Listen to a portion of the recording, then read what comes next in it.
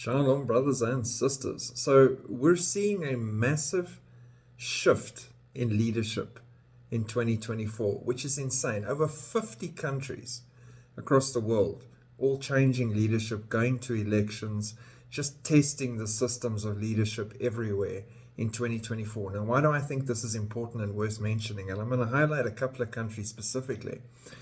I think as we go into the final week of Daniel, specific leaders need to be chosen who will be able to be under Antichrist, hand over their people and their power, be corrupted, make changes that are needed, and work with the New World Order's plan and its program that it's been working on for decades and decades for a time such as this.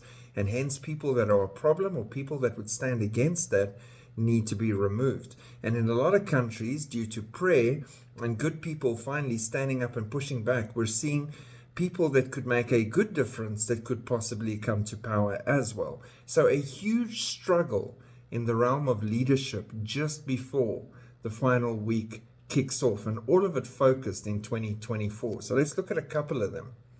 Belgium Prime Minister announces resignation following election results. Alexander De Croo announced his resignation after right-wing parties achieved success in local elections as well as elections for the European Parliament. I am convinced we need a new government quickly with full power, he said. The voters' signal is clear. De Croo has been very critical of Israel and its war against Hamas in Gaza, and now he's out. Blessings, curses. But let's carry on looking at Europe. Europe is shifting far to the right side in dramatic parliamentary elections.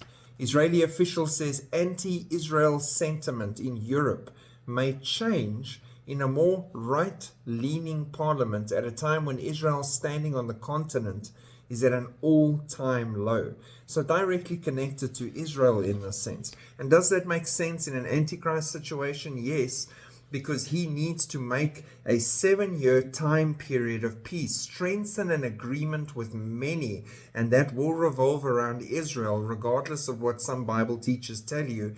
If you just look at the fact that the whole world is focused on Israel centrally in everything, then you'll realize this is true. For him to be able to do that, he needs leaders in place that will support that deal involving Israel and peace for everyone and security for a 7-year period or a week. In France, the national rally of Marine Le Pen surged to 30% of the vote, while French President Macron, who we all thought was a really good candidate, his Renaissance Party dropped to 15%, down from 22% in 2019. Macron immediately dissolved the national parliament and called for new elections. So big, interesting move there in France. In Germany, the far-right Alternative for Germany, AfD, shrugged off a string of scandals to take second place with 16.5% of the vote, making gains among the young, while Chancellor Olaf Scholz's Social Democrats scored their worst results ever. In Austria, the Freedom Party secured 25.5% of the vote, narrowly ahead of the Conservative parties at 24.7% and the Social Democrats at 23.3%. In Italy, Prime Minister Giorgia Meloni's arch-conservative Brothers of Italy group won the most votes to exit polls with an estimated 26 to 30%, while centre-left came in second with 21%. Dutch far-right leader Geert Wilders' Party for Freedom looks set for 7 of the 31 places allocated to the Netherlands in the parliament. Spain, Slovakia, Hungary, Czech Republic all appear to have their far-right parties coming out ahead in 2024. The move to the right may result in a shift in position towards Israel, which has seen the left-leaning governments come out in support of Palestinians since the war started. So 50 countries going to elections in 2024. We've seen countries like Russia, Taiwan, UK, India, South Africa, El Salvador, Iran, Mexico, Indonesia, Pakistan, many, many more, all either having already gone to elections and changed leaders or endorsed leaders like Putin staying in power, or having chaos at elections. Like here in South Africa, where the ruling party had a wake-up call and suddenly lost their majority, and now they're scrambling to put something together with opposition parties. So interesting, again, blessings and curses.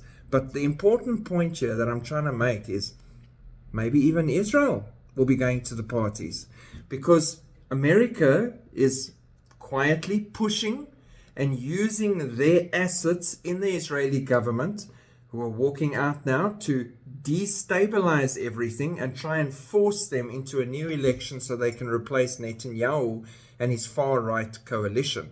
Because then they can find someone who's sympathetic to their plans of a two-state solution and peace and a Palestinian state and all these things. So that is that plan. If that had to happen, that means Israel would also be changing governments this year. What might be against that is the fact that a lot of people, and one of them, a great man of God many years ago, that said Netanyahu is going to be the last one in leadership before Antichrist. This is the man who will hand over the keys to the kingdom to Antichrist. I very much lean in that direction, looking at how late the hour is and where we're standing on Bible prophecy, the war in Israel and the chaos around the world and everything that's focused there. I do see it as the restrainer being removed, the rapture harpazo event taking place, all of us being with the Lord instantly, chaos reigning on earth, war, nuclear bomb exchange, everything just going mad because no one's restraining. And then a man of peace coming onto the scene, bringing order out of chaos, maybe with Nephilim and alien help coming and explaining what happened, and then leading everyone into a 7-year period of peace.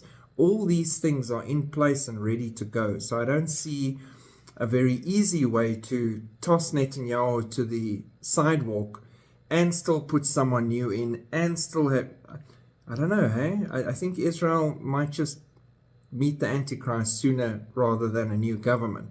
But we'll watch and pray, and we keep praying for Israel. But keep watching.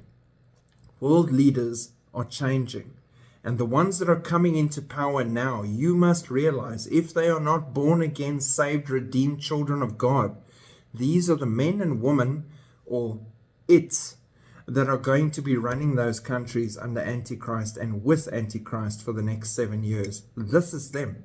This is that final leadership of that final kingdom that wishes to stand against God, that you're seeing form in front of us. We're seeing leaders dying, crashing in helicopters. Now recently I posted on the community wall the aeroplane that went down. They're looking for him. There's things like this happening all over the place as the reshuffle takes place quickly. So keep watching and keep staying excited and looking up and keep busy with the kingdom and getting involved in ministries and missions everywhere you can, because time is running out. Shalom.